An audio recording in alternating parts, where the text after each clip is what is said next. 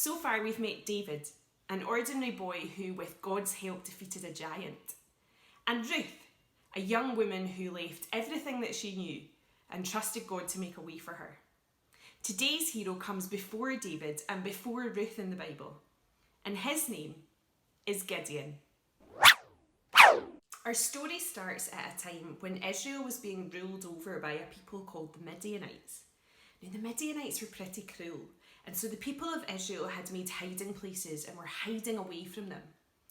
And our hero, well, Gideon was hiding too, in a wine press, a big pit that his father would use for crushing grapes. The people of Israel cried out to God, and God sent a prophet or a messenger to say to the people, "You have forgotten all that I have done for you. I told you that I am the Lord your God, but you're worshipping the gods of other people, and I told you not to do that." Then the angel of the Lord appeared to Gideon in the winepress, hiding. "Mighty hero," the angel of the Lord said, "the Lord is with you. Go with the strength you have and rescue Israel from the Midianites. I am sending you." But Gideon didn't feel like a mighty hero, and so he replied, "But Lord, how can I rescue Israel? My clan is the weakest in our tribe, and I'm the least in our family. In other words, I'm not a brave and mighty hero. You must have got the wrong person. Surely you don't mean me." But God hadn't got the wrong person, and he did mean what he'd said to Gideon. And so he said to Gideon, "I will be with you, and you will destroy the Midianites as if you were fighting against only one man." God was saying to Gideon that with God on his side, Gideon could do it. And not only could he do it, but it would be like the whole Midianite army was only one person.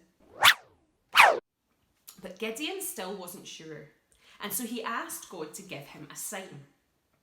He asked the angel of the Lord to stay there until he could go and get what he needed to make an offering to God. God agreed, and off Gideon went. And when he returned, the angel of the Lord told him to lay the bread and the meat that he had brought for the offering on a rock, and to pour the broth that he had brought all over the top of it all. Gideon did as he was told, and the angel of the Lord touched the offering with the tip of the staff that he held in his hand. The whole thing went up in flames and was burned up, and the angel of the Lord disappeared. Gideon fell to his knees and cried, "Oh Lord, I have seen the angel of the Lord face to face. Surely I will die." But God said, "It's all right, Gideon. Don't be afraid. You will not die." Later that night, God told Gideon to tear down the altars that his family had built to the other gods, and to build an altar to him in their place. Gideon did as the Lord asked, but he did it at night because he was scared of what people might say. And sure enough, the next morning, the people were not happy. In fact, they demanded that Gideon be killed for what he had done. But Gideon's father spoke to the people and said that the God whose altar had been broken could surely defend himself. And so if he truly was a God, then he would be the one to destroy Gideon. Of course, Gideon was not destroyed. And soon afterwards, the Midianites formed an alliance with another people called the Amalekites, and also with the people of the east. And this alliance was formed against Israel.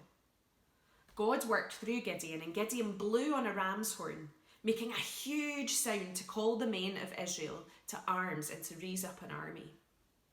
But Gideon was still unsure, and so he said to God, "If you truly are going to use me to rescue Israel as you promised, then prove it to me. I'm going to leave this wool fleece on the ground overnight, and if in the morning it's soaking wet, then I'll know that what you've promised is true." What do you think? Next morning, was it soaking wet? You bet it was. But Gideon still felt unsure, and so he said to God, "Please don't be angry with me, but can I ask for just one more sign so that I really, really, truly know that what you've said is true? This time, when I leave the fleece on the ground overnight, in the morning, let it be bone dry, and then I'll really truly know that what you've promised is true." What do you think? Next morning, was it bone dry? It was indeed. And Gideon knew that what God had promised was true and that he was serious about using Gideon to rescue Israel from the Midianites. So Gideon and his army got up early and moved towards the place where the Midianites were camped. Then God said to Gideon, "You've got too many soldiers. If I let all of you fight against the Midianites, then the Israelites are going to boast to me that they've saved themselves by their own strength. So tell all of the men who are afraid that they can go home." 22,000 soldiers went home, leaving 10,000 soldiers in the army. But God said that there were still too many. And so he told Gideon to bring the men down to the stream where he was going to test and see which ones he would allow to fight. He told Gideon to let the men drink from the water and then to split them into two groups. The first group being those that got down on their knees and lapped the water like dogs. And the second group being those that cupped their hands and drank from their hands. Only 300 men cupped their hands together. And God said to Gideon, "With these 300 men, I will rescue you and give you victory over the Midianites. Send all the others home." That night, God said to Gideon, "Get up and go down to the Midianite camp, for I have given you victory over the Midianites.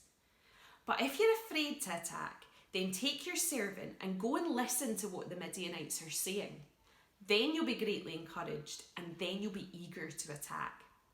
So Gideon took his servant and they snuck down to the Midianite camp and had a listen to what the men were saying. They heard one of the men telling his friend about a dream that he had had, where he saw a loaf of barley bread come tumbling down the hill and crash into a tent, knocking it flat. The man's friend said that the dream could only mean one thing, that God had given victory to Gideon and the Israelites over the Midianites and their allies. Gideon bowed down and worshipped the Lord, and then went back to the Israelite camp to rally his army, shouting, "Get up! God has given us victory over the Midianites." And he shared his plan with the men. Gideon split the 300 men into 3 groups, and he gave each man a ram's horn and a clay pot with a torch in it. Now, not a torch like we would think of with a battery and a bulb. It was almost like a little pot with a wee mini fire inside of it. All of the men in each of the 3 groups surrounded the Midianite camp, and on Gideon's signal they blew their ram's horns and smashed their pots on the ground, shouting, "For the Lord and for Gideon!" The Midianites were in a panic, rushing around trying to escape, and what's more, when the 300 men blew their ram's horns, the Midianites turned on each other with their swords. Those who were not killed fled in fear.